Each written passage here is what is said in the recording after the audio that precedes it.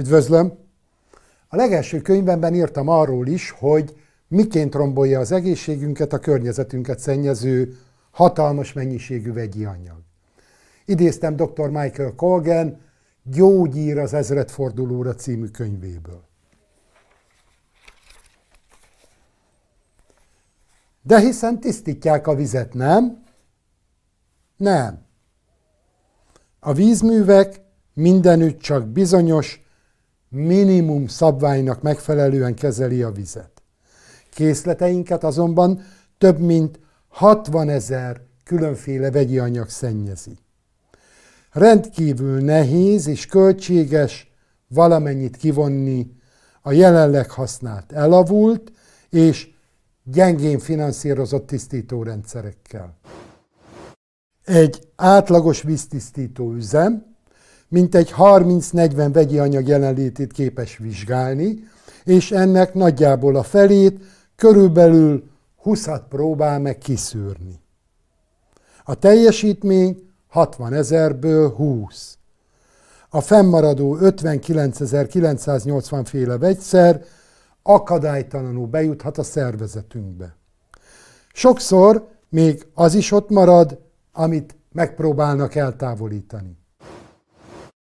A vízművek ráadásul még mérgező anyagokat is adagol a vízhez, például klórt és alumíniumot, olyan vegyi anyagokat, amelyeknek a szervezetünkben nincs semmi keresnivalójuk. A klórozás a járványok megelőzésének elavult módszere.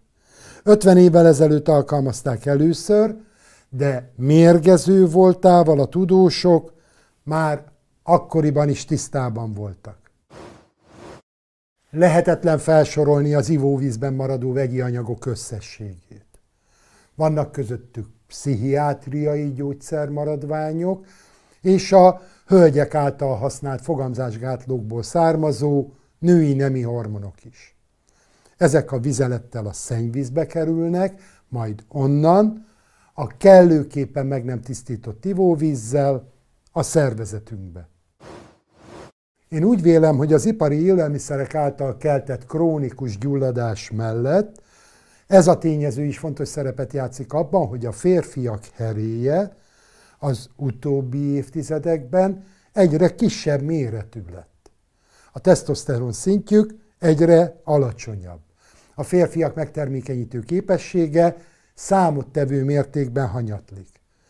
Talán Viagrára sem véletlenül van egyre nagyobb igény. Ugyanezek a tényezők, az ipari élelmiszerek gyulladáskeltő hatása és az ivóvizeinket szennyező hormonok a hölgyeket sem kímélik. Az egyre szélesebb körben jelentkező termékenységi probléma csak egy jól látható következmény. Még felbecsülni sem tudjuk a többi egészségkárosodás számát és mértékét. Az említett könyvben arról is írtam, hogy legalább támogassuk a szervezetünket abban, hogy jobban meg tudjon küzdeni ezekkel a vegyi anyagokkal. Az ezt a célt szolgáló receptet megtalálja a könyvben. Idővel rá kellett ébrednem arra, hogy ez nem elegendő, ennél sokkal többre van szükség.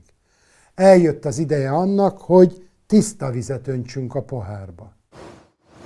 A rendelkezésemre álló adatok alapján nem vagyok meggyőződve arról, hogy a palackozott ásványvizek megóvnak minket az ilyen vegyi anyagoktól. Talán jobbak, mint a vezetékes ivóvíz, de az, hogy egy víz a mélyből származik, még nem jelenti azt, hogy mentes az ilyen vegyi anyagoktól. A víz fölötti szűrőrétegek is elszennyeződhetnek, és telítődhetnek a környezetünkbe zúduló, nem kívánatos vegyi anyagokkal. Ha az ásványvizet még csapvízzel is keverik, ilyenre is van példa, akkor eleve nem azt kapjuk, amiért fizetünk. A cukrozott, ízesített üdítőitalok vezetékes ivóvízből készülnek. Én úgy döntöttem, hogy házilag oldom meg ezt a problémát. Szerencsére ma már jobbnál jobb megoldások közül válogathatunk. Ha ön is emellett dönt, ne vásároljon hitványberendezést. Én tartály nélküli, elektromos motorral felszerelt, fordított ozmózisos berendezést használok. Viszonylag kevés helyet foglal. A konyhába dupla kifolyós csaptelepet vettem, az egyik kifolyóból jön a csapvíz, a másikból pedig a tisztított víz. A fordított ozmózisos víztisztító berendezés a szennyező anyagokkal együtt eltávolítja a vízben oldott ásványi anyagok többségét is, de emiatt nem kell aggódnia. A teste ilyen szükségletét úgysem az ivóvíz fedezni. Ez csak egy hiedelem. Ezt az igényt megfelelő táplálkozással és helyes arányok mentén összeállított ásványi anyag tartalmú készítményekkel lehet kielégíteni.